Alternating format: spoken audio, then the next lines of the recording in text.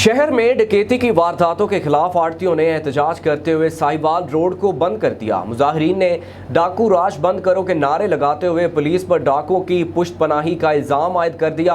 मुजाहिरीन का कहना था कि मेन रोड पर दौरान डकैती आड़ती को गोलियां मारकर कत्ल किया गया। इत्तला के बावजूद पुलिस पहुंचने में नाकाम रही और डाकुओं को भी अभी तक ना पकड़ा जा सका। मुजाहिरीन ने वारदातों पर काबू ना पाए जाने पर एहतजाज का दायरा सूबाई सतह पर वसी करने का इंदिया भी दे दिया।